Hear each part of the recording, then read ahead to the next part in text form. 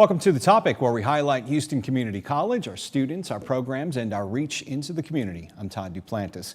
Houstonians are used to living with the threat of flooding, but Hurricane Harvey proved that we can't get complacent. That's why HCC is leading the way to train the next generation of first responders through a unique educational opportunity and a facility. HCC's Chief Facilities Officer joins us now, Marshall Heins. Thanks for being here. Thanks for having me. You know, I'm a former reporter, so I've covered hurricanes. I've lived through them being a Houstonian, and it seems like we have a massive flooding event every year in Houston. That's why this is exciting, because this is really a first of its kind facility. Tell us about the Emergency Response Training Center. This is a program that HCC has been working on for about 2 years, and this will help train at least not just the Texas market, but also the Gulf Coast region. Right. We know that there are 3,000 to 4,000 first responders in the state of Texas and various government agencies, volunteer fire departments, police departments, game wardens, rangers, etc. And we know that they have to now have the training. We know that they now have to do it repeatedly. And we want to give them a first-class facility in which to train them. And this is unique because this is going to teach them what it's like when it starts flooding, as opposed to you can go to other facilities and get the swift water training. We really don't deal with that down here. We deal with the rising water. And tell us how this is going to train them.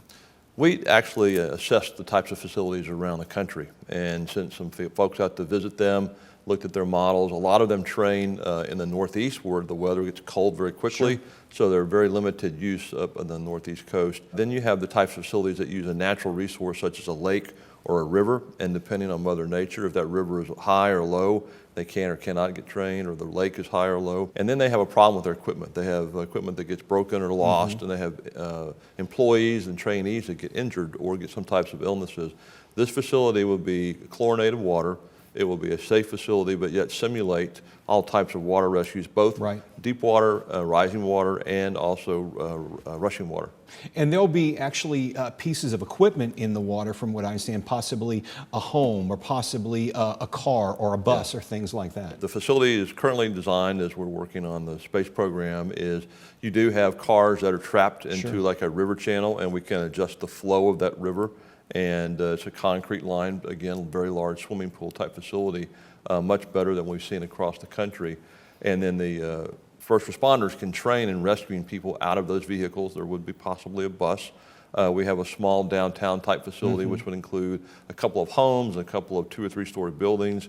And those have the ability to be built out of concrete, so we can use them over and over, but allows the rescuers to actually simulate the conditions they operate in. Yet they don't have the murky water or the mud or the fire hydrants that are hidden under the water that they have to deal with. So you can safely train them in a facility like this and give them some somewhat accurate conditions to deal with. Correct. And then we also have a simulator for in the design that includes helicopter rescue. And so rather than have a helicopter hovering over the facility, we have created a model where a helicopter can be put up, and then they can put people in the water and then drop down and rescue them from a static object. Right. Then we also have a deep water pool. So if someone had fallen into a very deep lake or off a bridge or something, and it was not no longer a safety training, it would be rescue and recovery, they can go down deeper. This is just an amazing concept, and I guess you mentioned it at the beginning of this interview, talking about it's just not for Texas. This is going to be a Gulf Coast training facility. Then you're going to open it up, I would imagine, to fire departments and first responders across the Gulf Coast. Yes, we've had a lot of interest from the bordering states along the Gulf Coast, also from south of the border. There's some folks, and again, looking at what's available in the United States, a lot of the people that we train out of Houston today or Texas are traveling far out of state. So they pay not only the cost to go to that facility, but then they also pay the cost for travel, overnight stay, food, etc. And it takes a lot of time from them to go do that. Here we'll be local. We have the campus that we'll build into our existing Northeast campus, where we have a public service group training already.